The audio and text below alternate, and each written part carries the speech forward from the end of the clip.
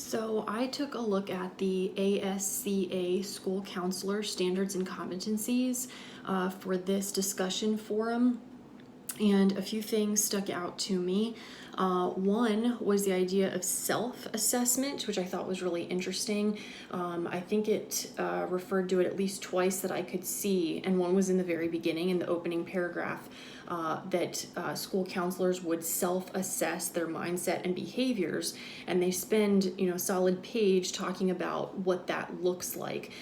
For instance, the mindset that every student can succeed, or that every student should be prepared for secondary school or college. That stuck out to me for a couple of reasons. One, we're talking about assessing clients, or in this case students, but I think it's really important, in fact should be a priority, and I don't know how often this happens, but that a counselor does an assessment as well, that they're accountable to something and seeing where they are. So they made that very important here. And the second thing that I thought about was the fact that when we have a mindset like every student can succeed, every student should have the resources that they require, it's similar to the belief that we've talked about in other classes as far as being a Christian counselor.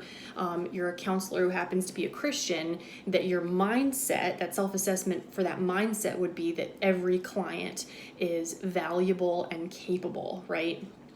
Under the category of planning assessment in this document, there's very little said about assessment other than that the report results would be shared with the school community. It goes into a little bit more detail towards the bottom, but again, is that talking about standardized testing? Is that talking about where the document talks about identifying gaps in achievement, need, resources, again, using assessment to identify those things? Is that what they're talking about would be shared with the school community in terms of, comparing and contrasting to other schools in the area? I'm not sure. Again, part of that mindset, maintaining high expectations for every student regardless of background, but it doesn't go into details. It talks in very broad strokes about cultural sensitivity, background, being aware of that, but it really doesn't talk about any specifics. Demonstrating advocacy for the counseling program itself, and it again talks about using data to show the need, to show the results. So again, I'm thinking they're going to use some kind of assessment process for that, but where it gets specific is talking about using assessments to help students understand their abilities, values, and career opportunities.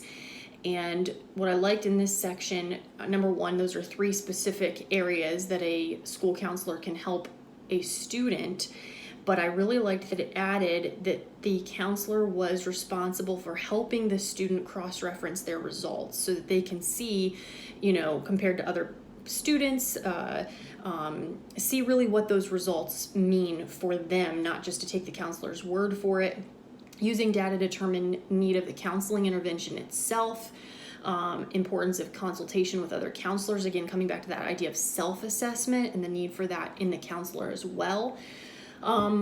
But I think the thing that surprised me the most is there's nothing in this document, and yes, I know the ACA provides this for all counselors across the board, but I would think that there would be something about the need for the specific criteria that a school counselor needs to provide those assessments. So are you an A, a B, a C level? What qualifications do you have to provide those assessments? So that kind of surprised me that they weren't more specific in that area.